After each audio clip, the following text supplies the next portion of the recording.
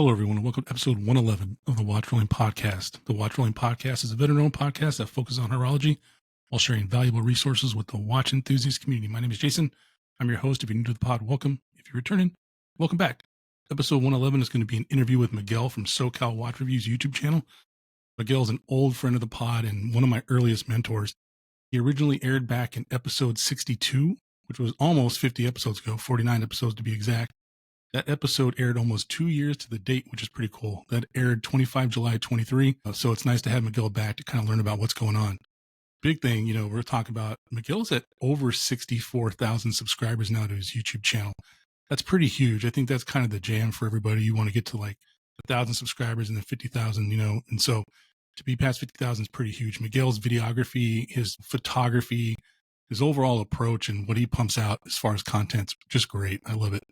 And I'd be remiss if I didn't say thank you to Miguel before he comes on as a huge and early mentor for me in the space. So without further ado, let's get to the show. And again, episode 111, Miguel. It's going to be a great interview.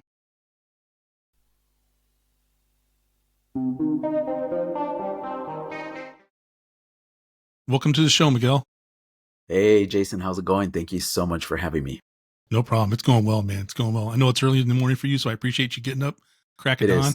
It's you're being a real trooper, and I just want you to know that I appreciate it. I appreciate you, and I don't care what time you tell me to wake up. I'll always be there for you. Oh, I appreciate it, bro. Same here, man. Same here. Appreciate it. So let's get into it real quick. I always forget the wrist check, so I'm going to do a wrist check real quick, and then we'll get into it. I always let the guest go second. That way you can talk about your watch. But you know me, I'm wearing my Explorer 2 16570. Beautiful. Camera. That's awesome. Oh, yeah. It's lovely, lovely. Shout out, Bo. Bo, know who you are. And but what do you got on the wrist today, Miguel?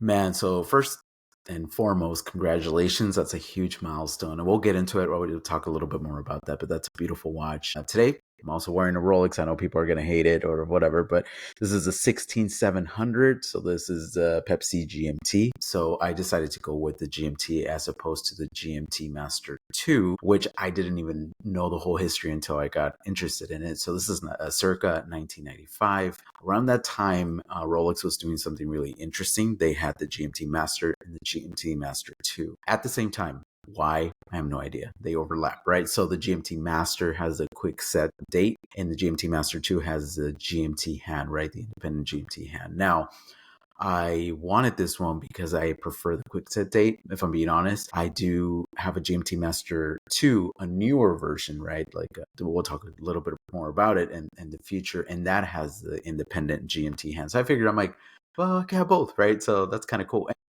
Fun fact, when I got it, I bought it on the Oyster because finding one on a Jubilee is extremely difficult and very expensive for whatever reason. So I got it. I liked it. I didn't love the look of it, but something inside my head said, call Rolex and see if a Jubilee is available to buy. Why? I have no idea why I thought of that. So I called the local AD here. Well, not local to me, but it's about an hour. It's in Orange County in South Coast Plaza.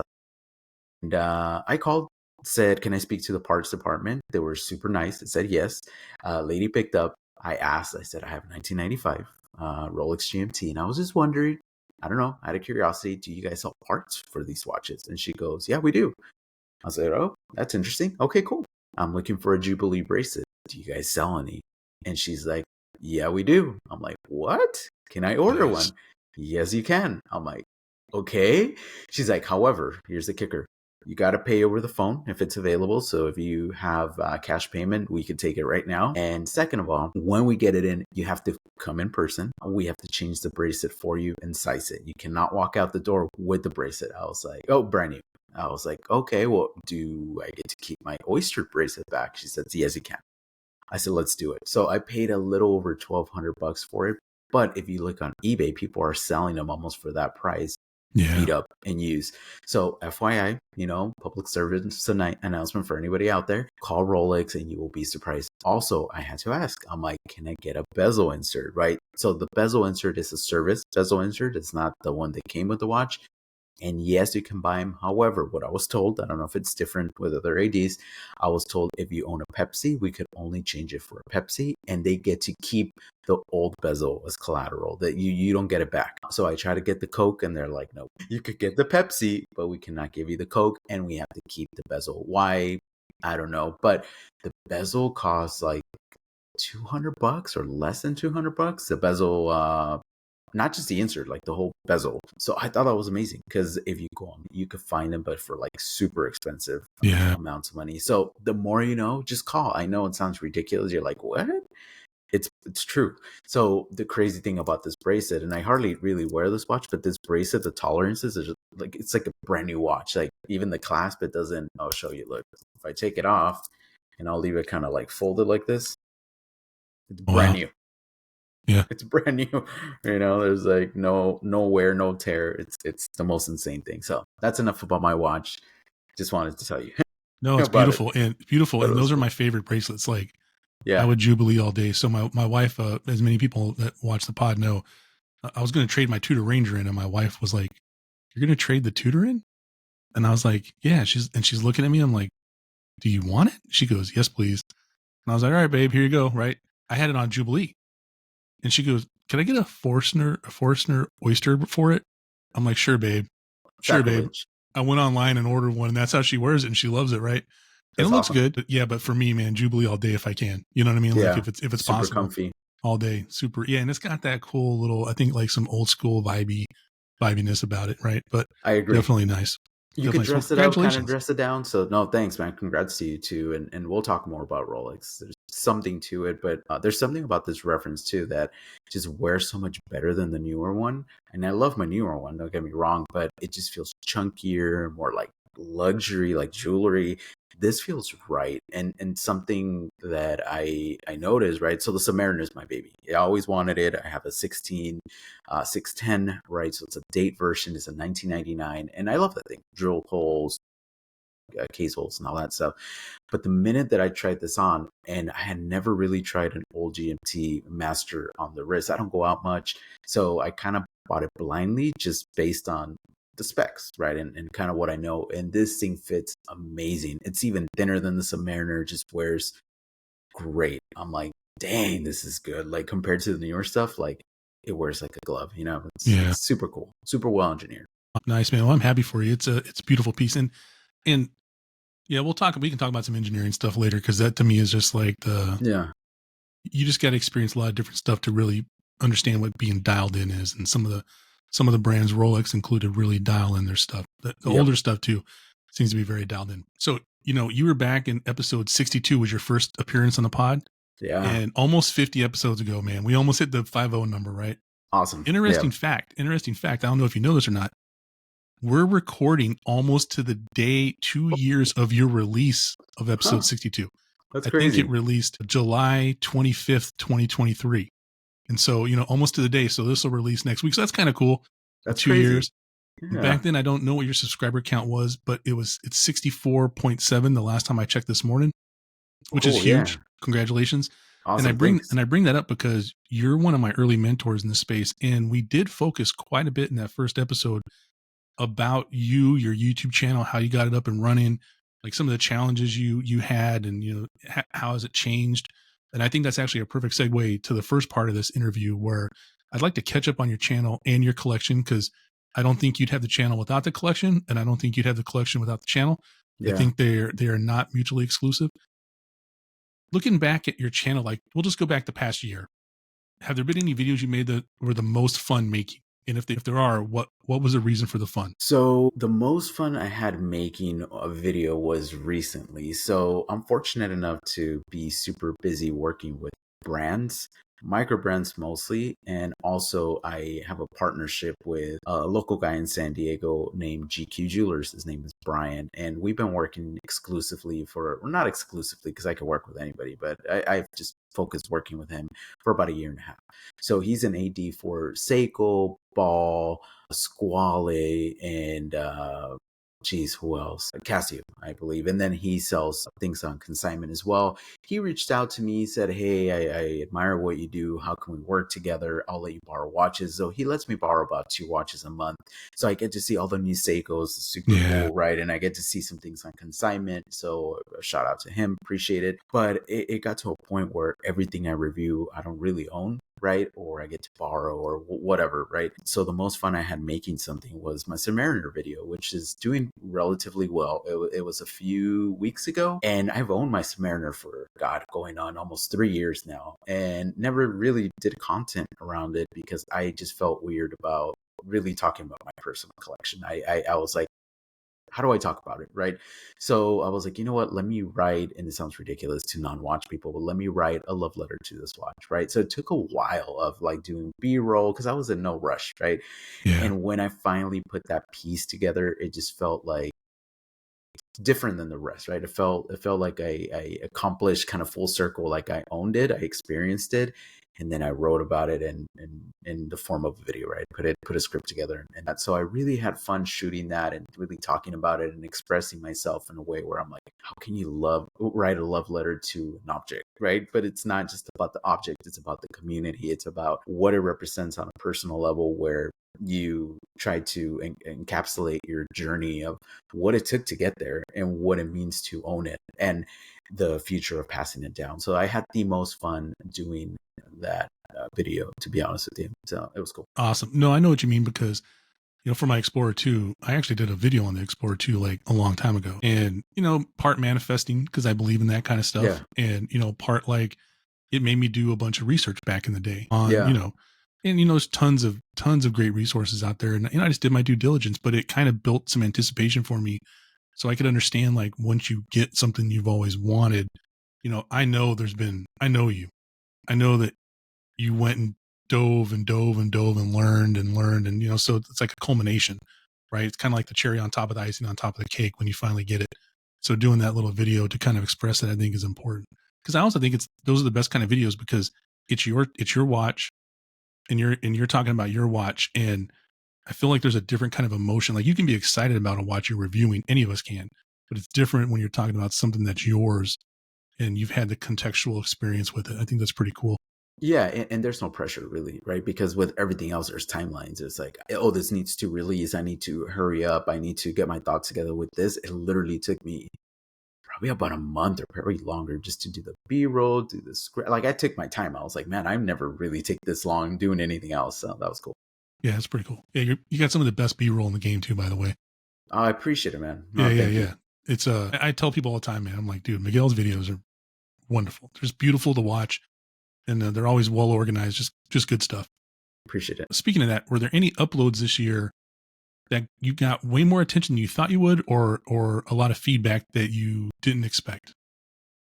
A lot of the Seiko stuff is just insane to me because I know Seiko's popular, right? But I did one that was a Seiko 5 GMT, kind of the bad person, bad girl, Batman interpretation of Seiko. And I uploaded it. And I mean, I forgot how many views it has, but it has to be in the thousands. It's like kind of up there. And it was just incredible, like the amount of people that came out and like love that watch, like lust over that watch. And it just got a lot of traction. So all the Seiko stuff always surprises me, if I'm being honest. Yeah. And then there's things that like Nomos, right? I put like Nomos videos out when they let me borrow watches, and I'm like, man, this is such a cool watch. I'm excited, and it doesn't do very well. And I'm like, Yeah. why do people not get excited about this? It makes no sense. So Yeah, I think so. Seiko is king. I'll say that till the day I die.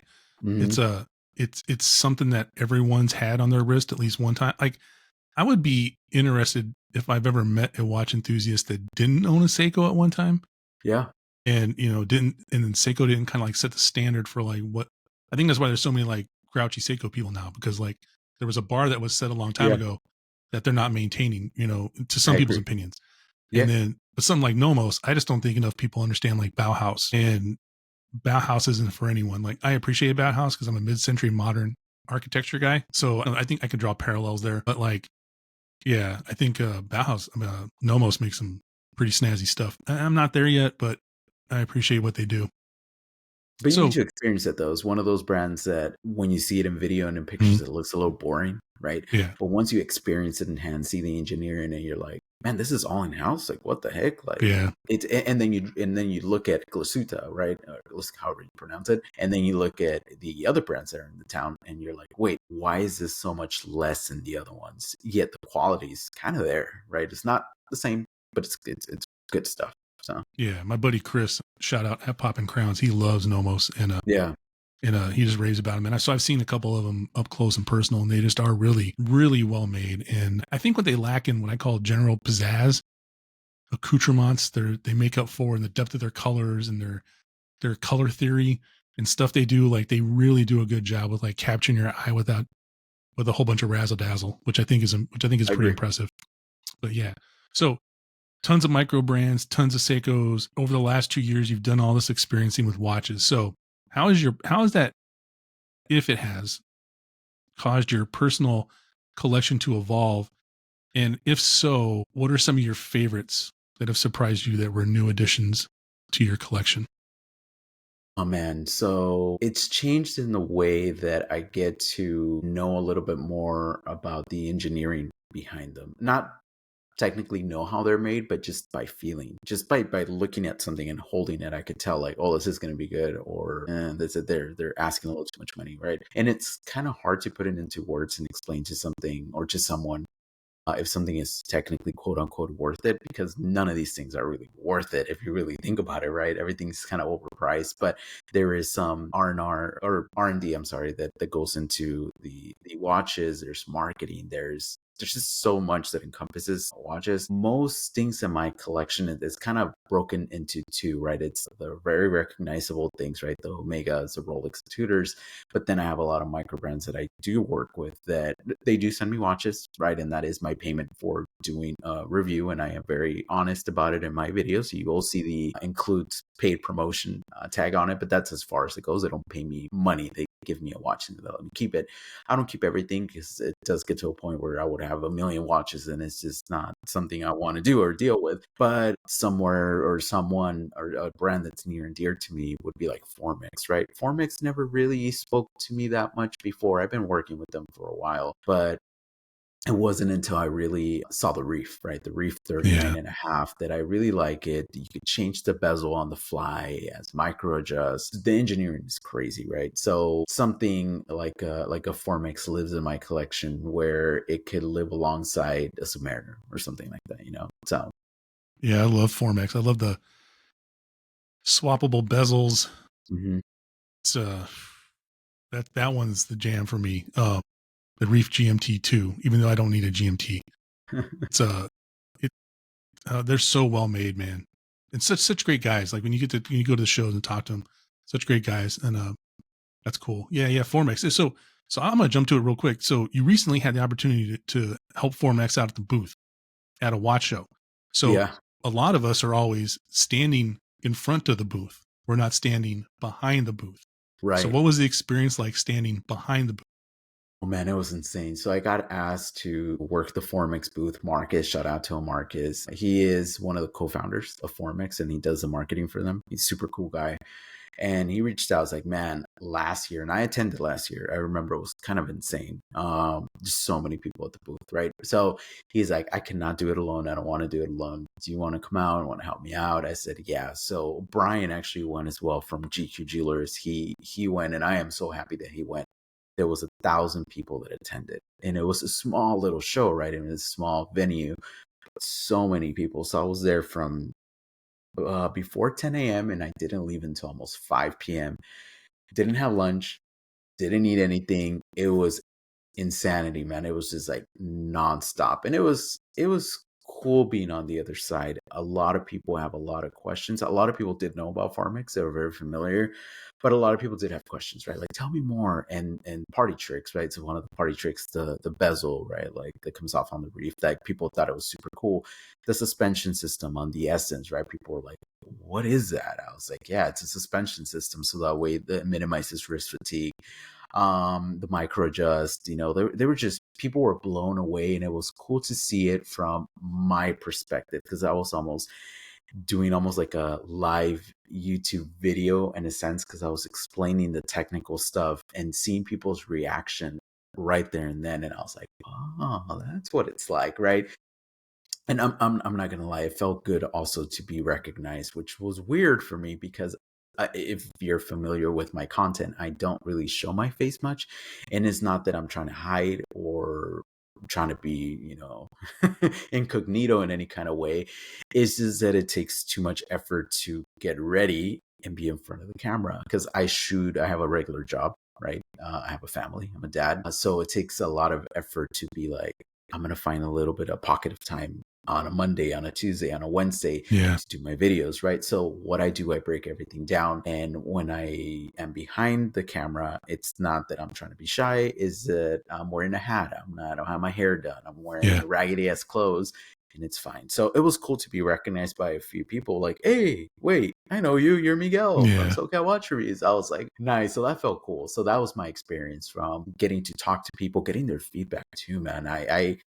I'll be honest. So I didn't even know we were selling watches at the show. I was just there to help Yeah. out at the booth. But Formex actually on Saturday, they sold about 5 or 6 watches. And yeah, people Nice. were just took out their credit card, just bought watches on the spot. I was like, man, I wish I had the luxury of just buying a $2,000 watch just because I like it. Let's do it. Yeah. I was like, man, there's so many different characters in this in this hobby. Yeah.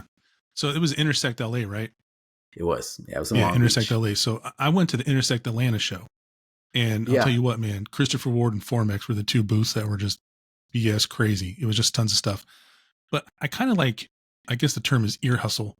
I just pay attention, right? So I'll mill around, I always do the hour early where you're allowed, media access, and I go talk to everybody and, shake Hmm. hands, kiss babies, and re-strengthen relationships and stuff. But then like the rest of the time I'm walking around just kind of listening and pay attention to kind of get Hmm. a feel for the show. And I'll tell you what, like there's certain I wouldn't even say certain brands. I would say that if you see a person stand in line for whatever brand at any one of these shows, the majority of people seem like they've done a little bit of homework, and the questions they're asking are just like the stuff that you can't really get from like a website, right? So they're either there for some tactile experience, like they want to actually touch one of these because, we'll know people that have Formex experience, right? That have that. But I think the regular person who's like a budding watch enthusiast or just interested in watches, but not enough to like be in forums and stuff, they don't they don't know anybody else that's got a Formex. Yeah. You know what I mean? Like, so they got to go to the show. And so I think that's kind of cool and I'll tell you what, Formex is one of the better booths. I've paid attention also booth setup and flow of the booth. And Formex has got that really, really down packed because I watched Yeah. like traffic flow and I'll never forget at Intersect Atlanta. Mike Pearson was at Christopher Ward by himself. Mike is an animal. That That was guy's rough. insane, man. Yeah, it was rough. He's I don't know how he does it. He's insane. Well, Marcus too, but yeah, Mike is just a different kind of build. Yeah.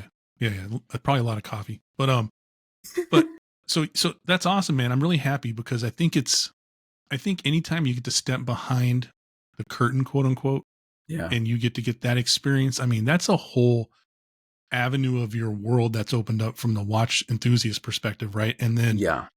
so when people are like, oh, it must be nice being, it's like, no, man, it's freaking hard work, bro. Like we were there from like 10 to 5. You didn't eat lunch. I know you were standing on a hard floor, right? Like, when we were in Intersect Atlanta, and I put this on the video, there weren't any chairs, man. There was no chairs. Nope. It was a Standing lot the of whole day, time. I brought a ton of Motrin, and my buddy Cody, shout out, we went together, and he's a veteran too. And I was like, bro, I brought Motrin. He's like, oh man, thanks. Cause that's like our jam, right? It was like pop some Motrin before we went to dinner and we were okay. So it's a lot of hard work. So I'm happy for you got to have that experience. No, I appreciate it, man. All this experience going on. How has your collection changed and evolved since we last spoke 2 years ago?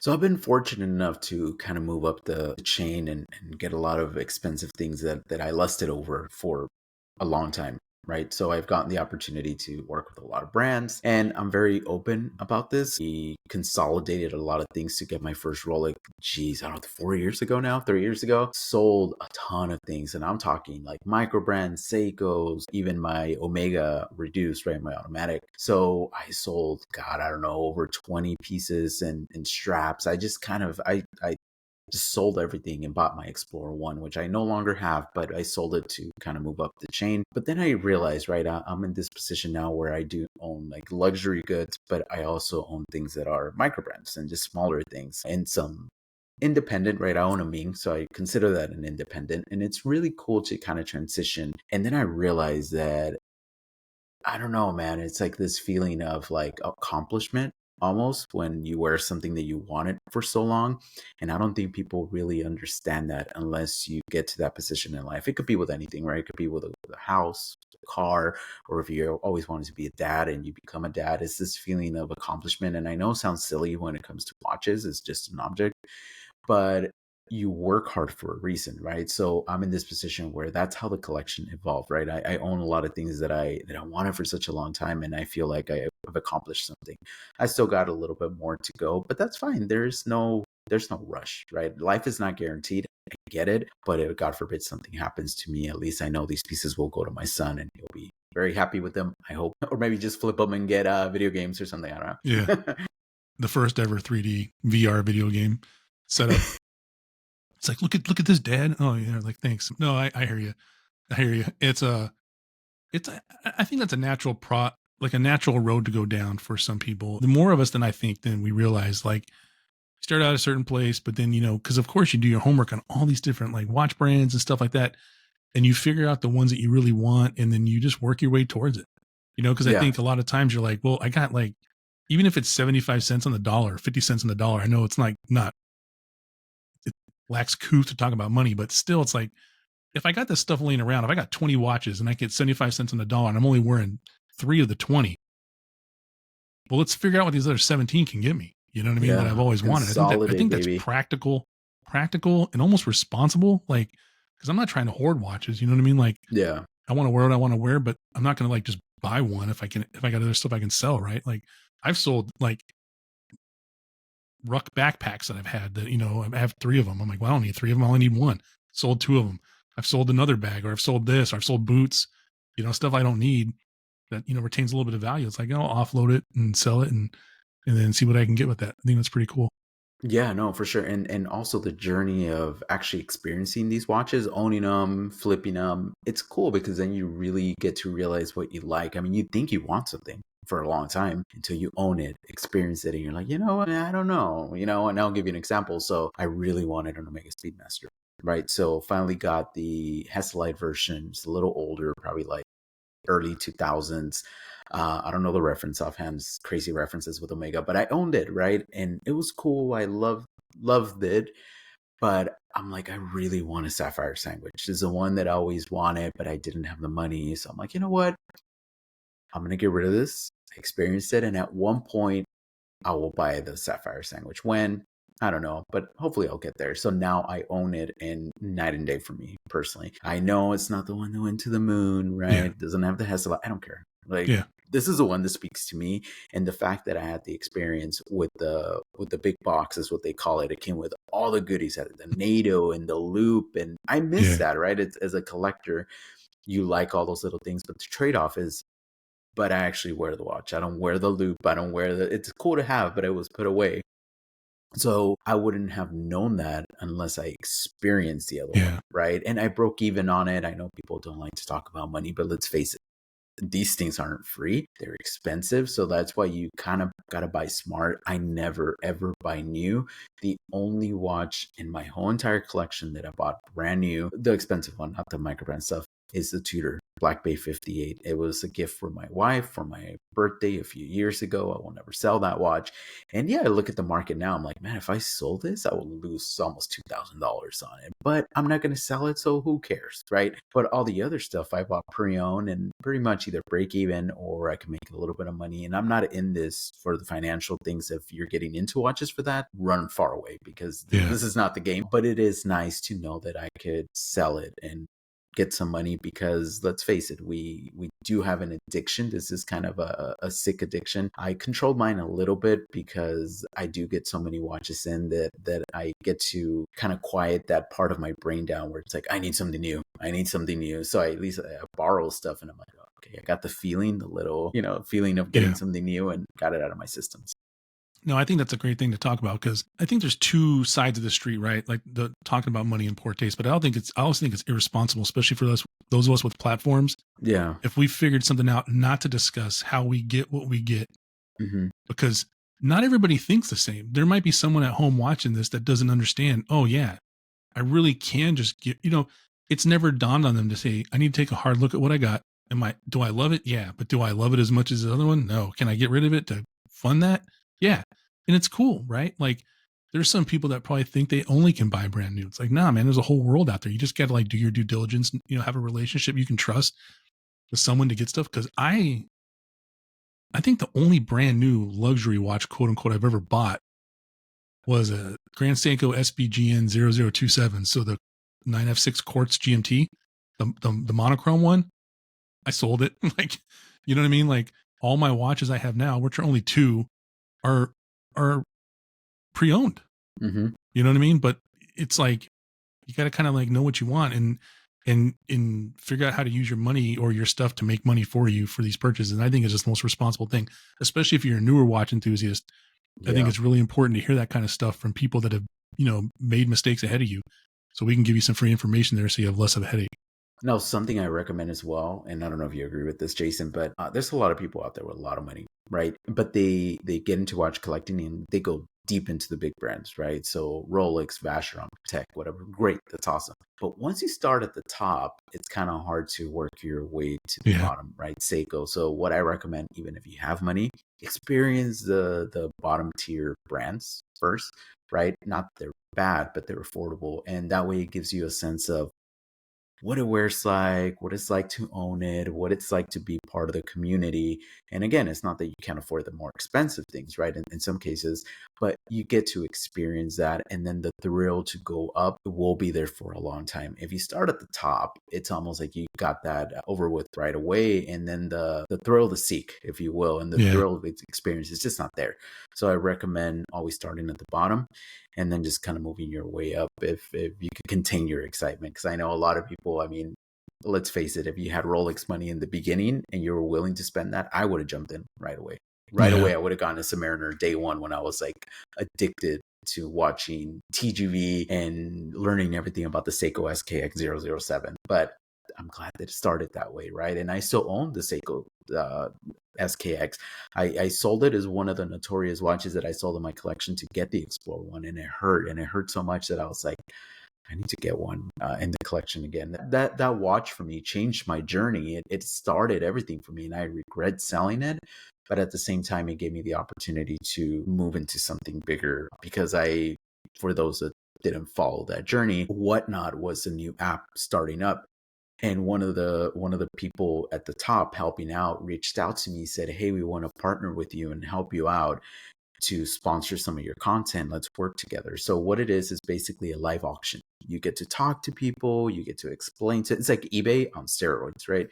So I said, okay, cool. Let me think of something. And I was like, you know what? Why don't I draw a big crowd by giving away my Seiko SKX007, the one that started the whole journey for me? I'll give it away.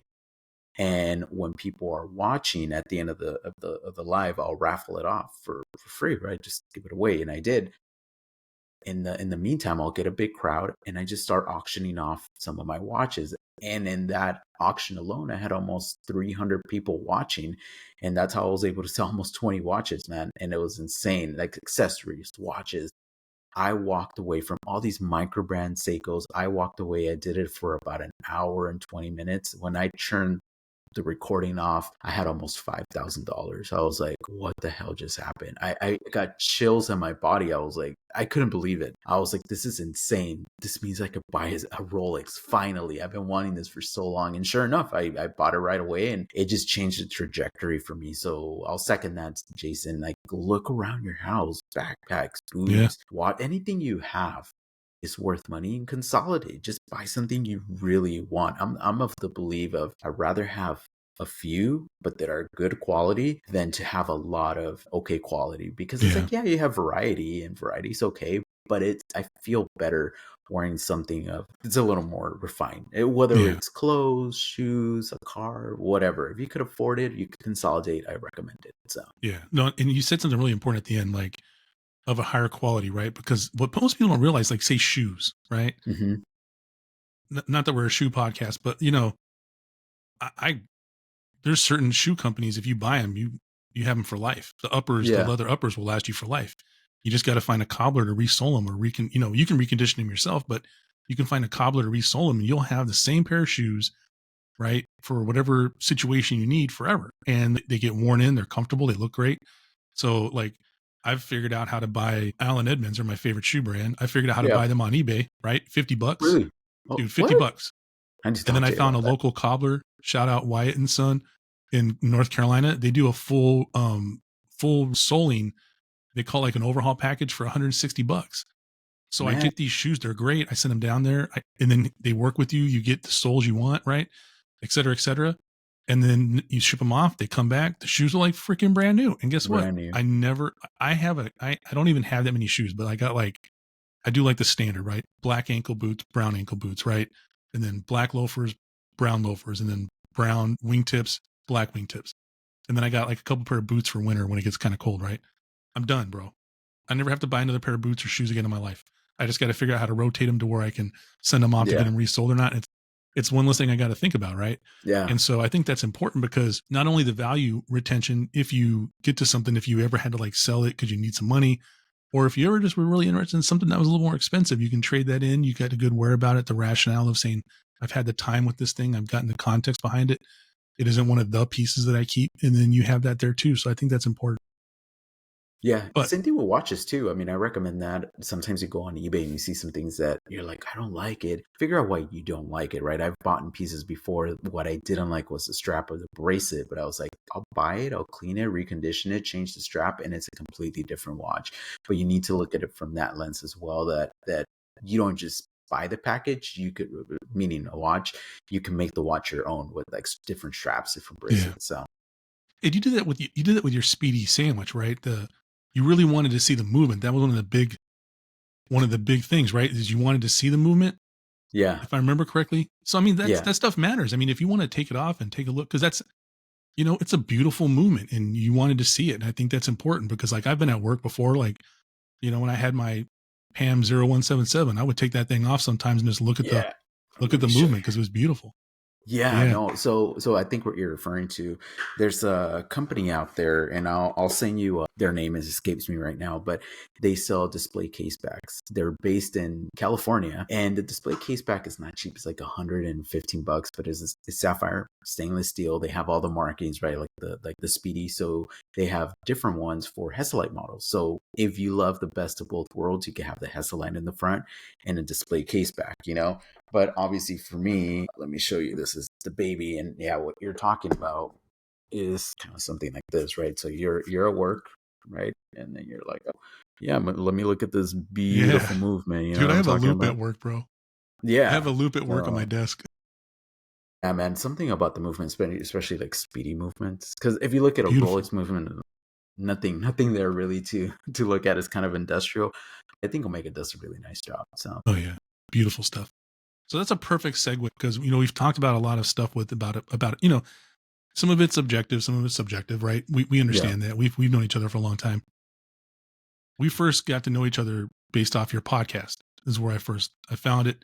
And I'll be brutally honest, man. We're from the same place, essentially, right? Or similar upbringings, I would say. I think there's a little bit of an age difference, but it was nice to listen to a podcast of someone I know that I could kind of relate to their background. I have to ask the question, man, like, is the podcast ever going to come back? If so, would it be in a slightly different way? And I'm only going to state this for the record here. I'd watch or listen to you run your mouth for 20 minutes about a topic about watches. So that's what I want to let you know. You got a good voice, but I, for one, miss your voice in the community, just in general. appreciate that, man. I thought about it, if I'm being honest, of bringing it back, but man, with my YouTube channel, I stay super busy Monday through Friday, and the weekends are really dedicated to my family. And I totally understand. That all leads up to, for me, your role in the community. And so when you take a look back, because it's been only 2 years for us, but it's been longer than that for you, how do you see yourself, your role in the watch world these days? Do you consider yourself as a guy who just like still loves watches, or has that changed over time as well? Oh, man, honestly, I'm obsessed with watches just as much as I was in the beginning. I love watches, and that's what kind of keeps me engaged. Uh, and to be honest with you, this is an interesting question because I don't see myself like an influencer or what like a YouTube person. Yes, I have over 64,000 subscribers, and I'm very grateful. It's been a lot of hard work. but I don't see myself there like the Adrian Barkers and You're Terrific and TGV or Watchfinder, Andrew Morgan, all these guys, for whatever reason, right? I think I'm knowledgeable somewhat. I have a lot of experience, but I don't. Even if I had 100,000 subscribers, I just don't see myself there with them. And I think is that humility. I'm sorry, that keeps me grounded. And I don't think I could ever get a big head or above myself or whatever, however you want to phrase it.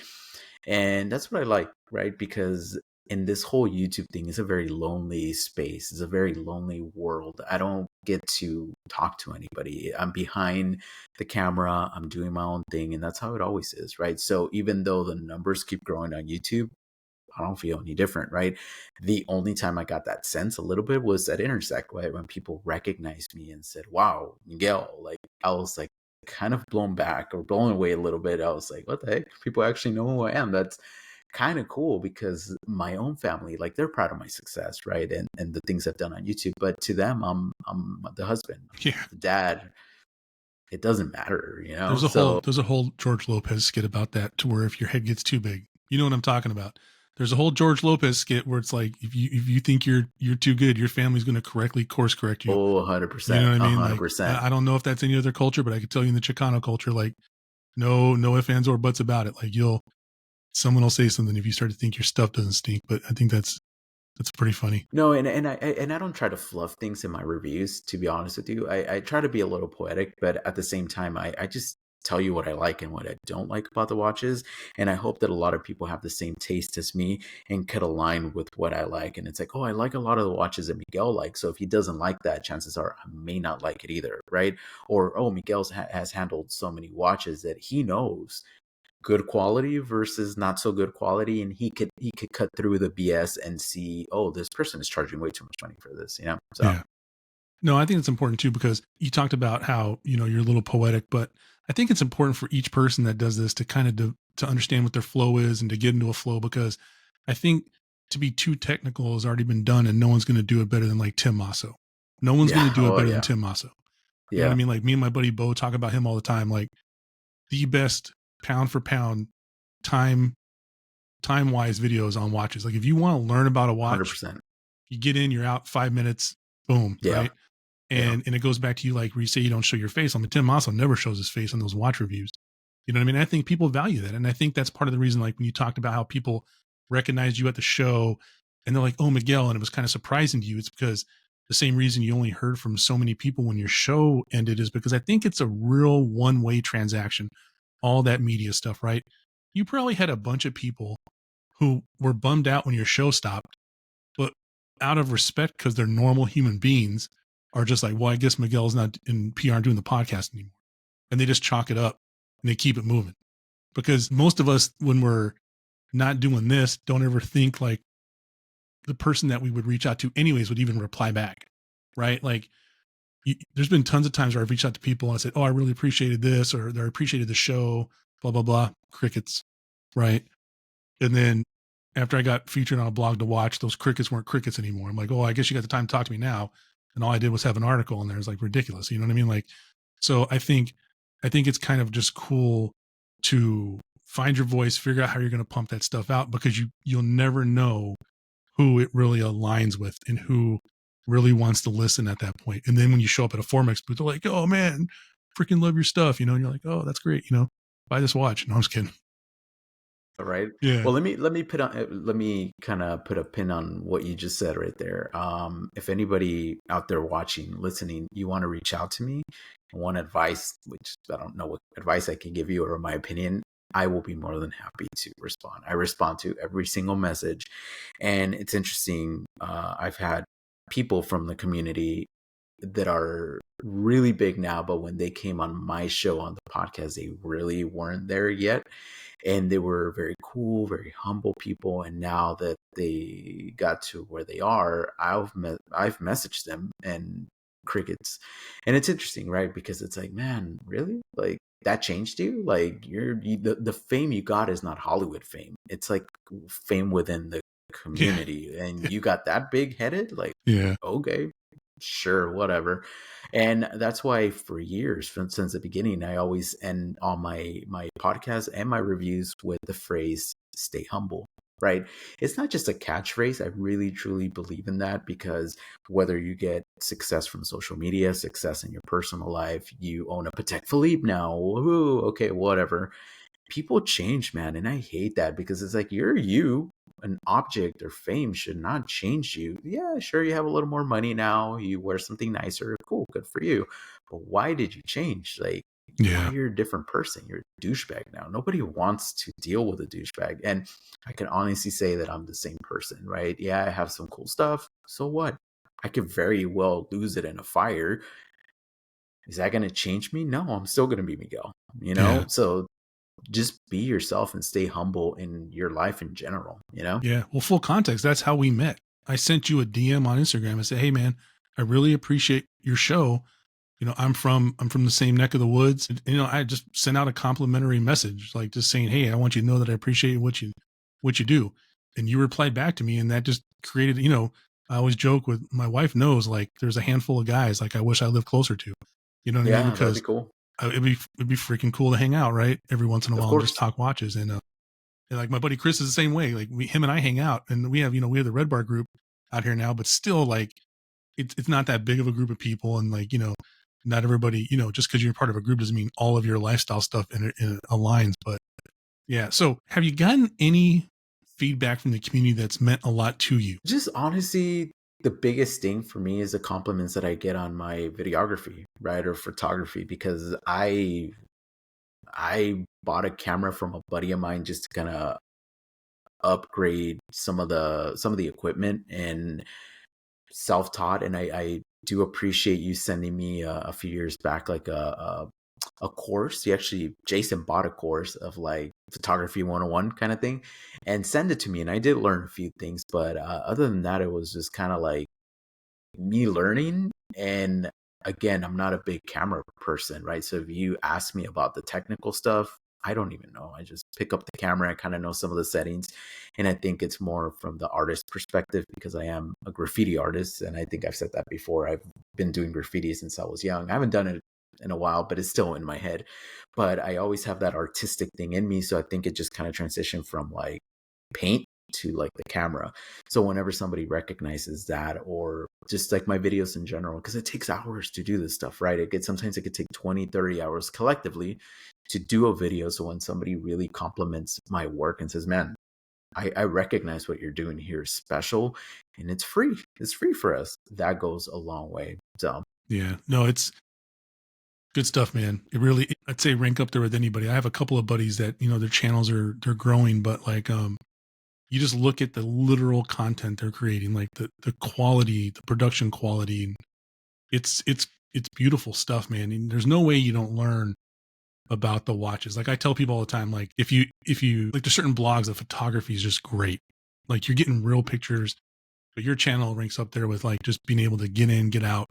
And I think it's cool with the micro brands and the Seikos and stuff because it's like it's not stuff that's all over the internet. It's not there. well, that's It's something. harder to find information about some reference numbers than you would think. Yeah, that's something that I pride myself on, and probably should have said that earlier. That there's not a lot of channels out there. Really think about it, right? These big channels, smaller channels. There's not a lot of channels that cover everything from a Rolex to a Seiko to a micro brand to a startup. That you're like, wait, what is this brand? I never heard of it. Now, feather in my cap is I've had the chance to work with big companies like Timex, right? I've worked with them several times. Very nice. It was a very cool part of my life, like getting to work with them.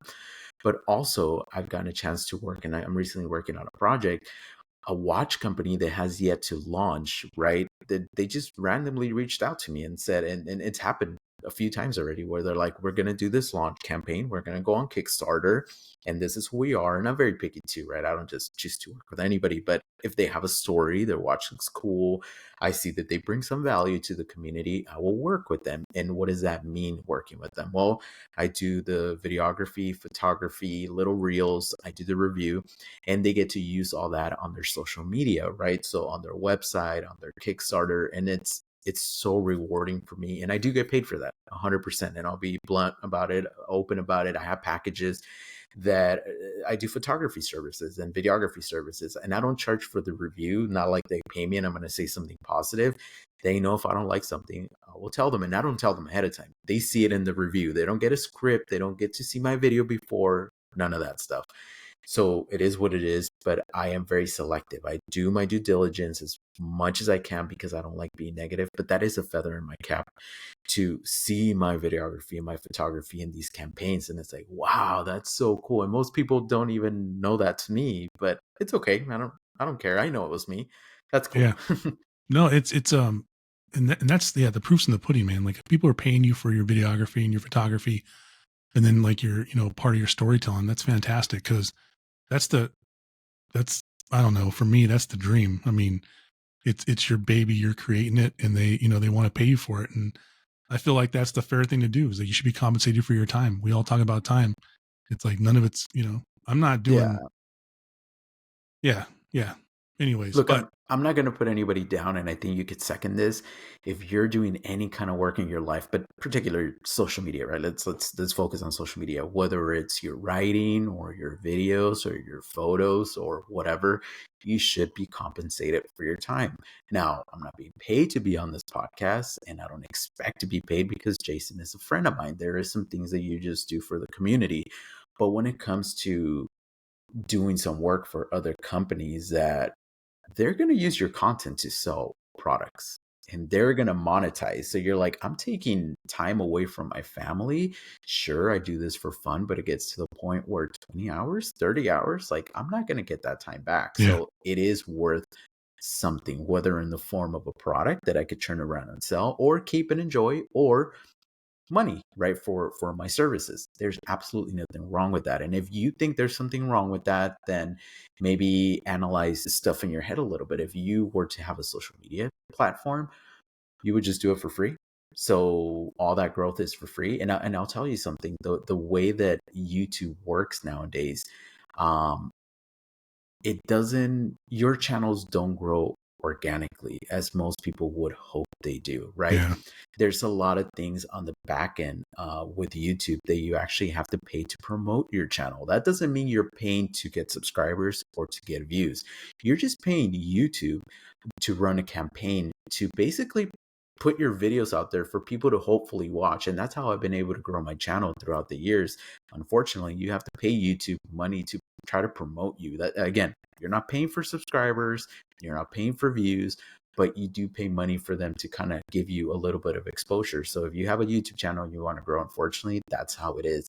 And I've been running campaigns for a while. And if I tell you the amount of money that I've invested, because that is kind of an investment on my return, it's a lot of money, right? So that money kind of has to come from somewhere. yeah, So doing it for free, it would be ridiculous. Me buying watches to review, paying for, advertisement and marketing, I'll go broke, man. So it kind of has to work within this cycle of running the channel or the social media as a business. It is a business, right? Because the yeah, more you invest, the more you get.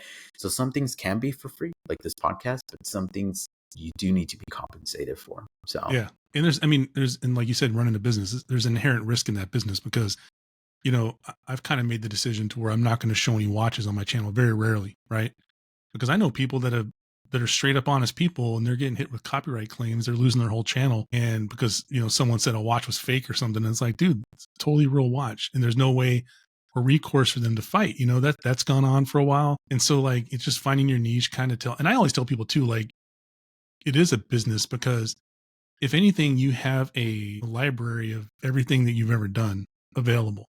And so like you're 100 episodes in and no one's really watched. Okay, so what if episode 105 takes off and then everyone starts watching your back catalog, right? You're definitely not gonna get rich having the YouTube channel that pays out. But I mean, just the exposure for whatever you're interested in. Like long story short, I have all kinds of friends that are very handy, right? They can do stuff, like build stuff, right?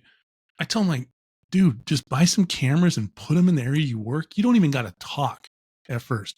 You just gotta film yourself doing stuff.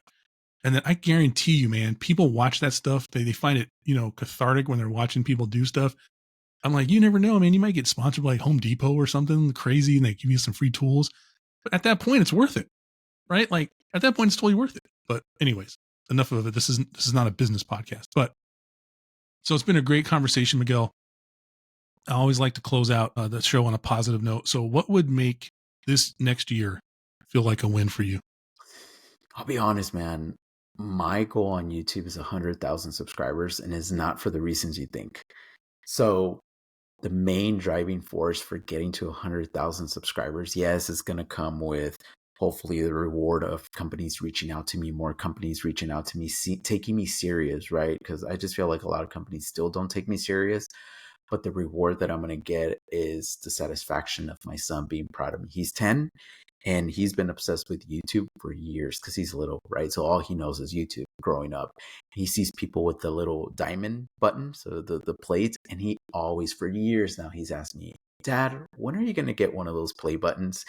And it's like, 100,000. He's like, oh, you're almost there, right? You're almost there. And it's always the same conversation. So I told him, and I made a promise to myself that I'm like, I'm going to work my ass off to get to 100,000 subscribers so I can have that little YouTube thing.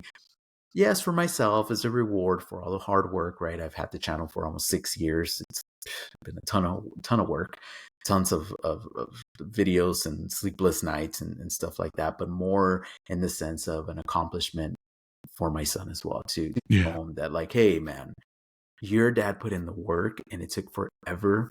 I didn't give up.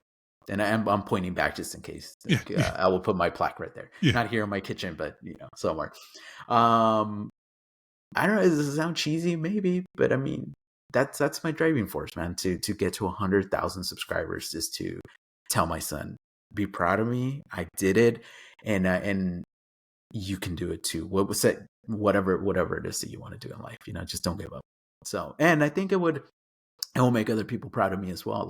Like I'm making the assumption it will make you happy if your friend just hit 100,000 subscribers and be like, I know that guy. I know his journey. That's awesome. Yeah, I think it's pretty cool, man, because there's a reason why I streamline what I do, because I can't inherently do what you do. I don't got it.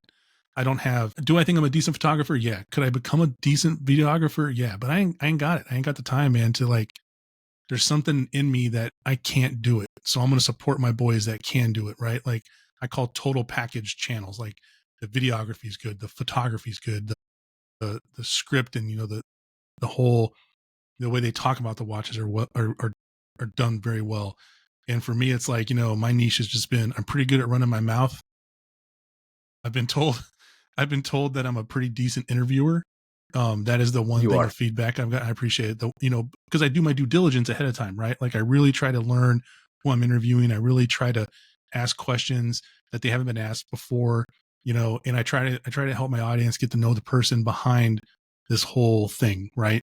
Because I think that's what endears us to, whether it's brands, and by all means, SoCal Watch Reviews is a brand, whether we like it or not, right? Watch Rolling's a brand. So that's what I try to do, because I think these stories are important to be told, and an hour-long conversation can show my audience just how hard you've worked to get to this point, right? Yeah. And it's a lot of hard work. And for anyone that doesn't maybe know that, go grab a watch, go grab a camera, go grab a computer, and go try to photograph this watch, try to video this watch, and then try to talk about this watch clearly and coherently, and then do the wonderful YouTube upload progress, because it's fantastic. Oh wait, you also got to update your blog. Now these are all our own problems we created for ourselves. We understand that, but still, to do it consistently for X amount of years, and to do so to where you get 60,000 plus people subscribing to you, is an accomplishment in its own right. So yes, I would be happy for you. I would be proud for you. And I'd probably mention it on the show. I'd be like, yeah, my buddy got, check him out. He needs 105,000 subscribers now. But yeah. So do you got any last party nuggets, Miguel? Anything you want the audience to know before you roll out? Well, I do think you're selling yourself short, because I've seen you develop your photography skills and videography, because I've known you for a while. So I think you're selling yourself short, and people would actually watch your reviews if you decided to do that, and you should probably give it a shot just for fun. I appreciate you again having me on the show. As I told you, I will never get a big head, so it doesn't matter how many subscribers I have. If you reach out, I promise I will be here. And I will continue to support you just how you supported me. And again, anybody out there that wants to start this journey or a journey or social media, I recommend it. Nowadays, it's so easy to start. Just get your phone, get a microphone, very inexpensive, and just start blogging yourself or talking about things. Why not? You know what I mean? It's like you never know what kind of influence you can have on somebody else. And it just doesn't, it's not just watches, it could be anything, right? And Jason, you hit the nail on the head. Nowadays, if you have good content, anybody could reach out to you and be like, I want to sponsor you. I'll send you product, I'll send you money. So in today's society, it's very difficult to make money with a regular job. So if you're thinking of maybe getting a secondary job, like working at Walmart or Target or whatever, don't pick up a phone, pick up a camera, start recording yourself. You never know where this could lead.